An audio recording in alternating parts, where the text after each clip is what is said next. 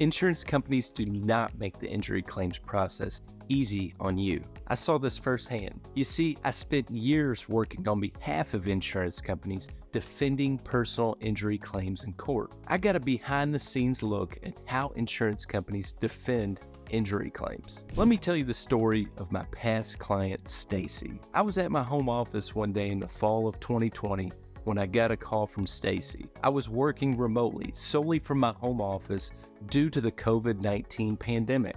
Stacy informed me she was injured in a motor vehicle accident. She was driving straight on a 2-lane road when someone pulled out in front of her from a side road, fishtailed, and struck her vehicle, knocking her vehicle off the roadway into a brick sign on the side of the roadway. She was transported by ambulance to the hospital. After being discharged from the hospital and getting subsequent medical treatment, an MRI about a month after her accident revealed that the most significant injury she sustained was a tear of her rotator cuff in her right shoulder. After conservative treatment did not help her pain, she underwent surgery to repair the tear in her right shoulder. This was followed by a couple months of physical therapy. After I signed Stacy up as a client, I immediately got to work on her case. My office gathered all her medical records and bills and gathered proof of her lost wages for her time missed from work. We also tracked down surveillance footage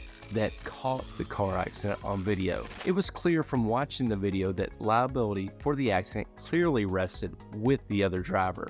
To add some value to the case, I also signed up Stacy's husband as a client for his claim for loss of consortium due to them being deprived of an intimate relationship during this time period, and the husband having to take on all the household chores that Stacy would normally do, like laundry, cleaning, grocery shopping, and cooking. I then sent a demand letter to the other driver's insurance company, along with all of the evidence we had gathered in support of Stacy's claim. We demanded the insurance company pay the policy limits. The insurance company delayed providing us with a response to the policy limits demand, so I filed a lawsuit. This got the insurance company's attention. They agreed to pay out their insured driver's policy limits of $100,000, but we weren't done. You see, Stacy was driving a vehicle that had underinsured motorist insurance coverage on it. Underinsured motorist insurance, also known as UIM insurance, is insurance coverage you can get on your car insurance that protects you and anyone in your car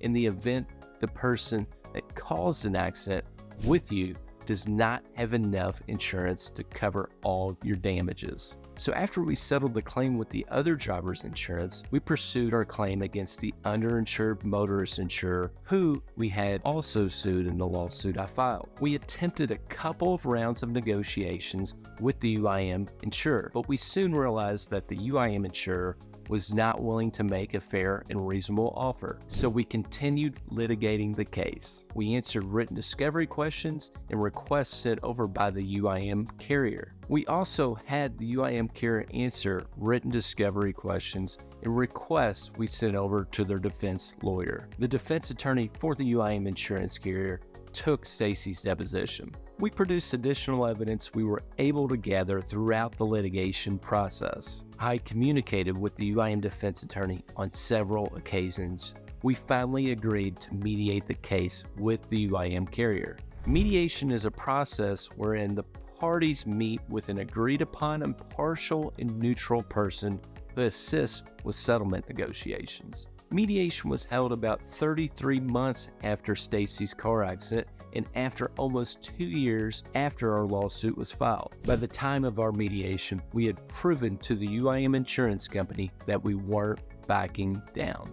This case was only going to settle for a fair and reasonable amount. The mediation took place at the defense attorney's office. We were given our own room at the mediation. The defense attorney and his representative from the insurance company were in a separate room. I was able to speak with my client, her husband, and the mediator. We discussed all the strengths and weaknesses of the case. The mediator worked both rooms. After hours of mediating the case, we were finally able to come to an agreement. The UIM portion of the case settled for $165,000, bringing the total settlement to Stacy to $265,000. Stacy and her husband were happy. While the case took nearly 3 years to resolve, Stacy was able to get a fair and reasonable settlement. The wait was worth it. In most cases, it does not make sense to even begin settlement negotiations until you are either done treating or reached maximum medical improvement. In Stacy's case,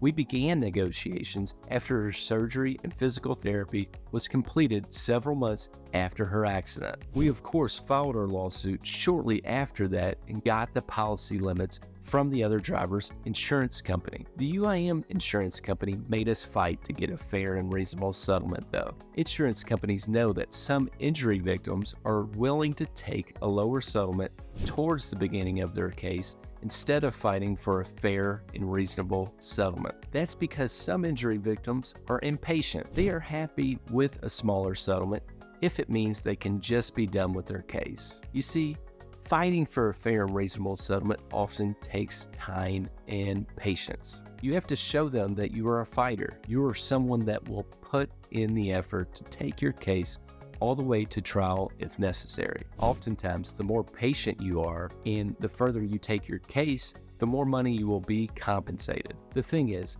being patient to get a bigger settlement in your injury case can get you a big payday. But you shouldn't be patient in all your injury cases to settle your case. In fact, under certain circumstances, you should consider taking a quick settlement. And in this video about to pop up here, I'll tell you the only time you should consider accepting a quick settlement in your injury case. Lastly, if you've been injured in a car accident, slip or trip and fall incident, or dog attack incident in Kentucky, remember to don't wait, call Tate.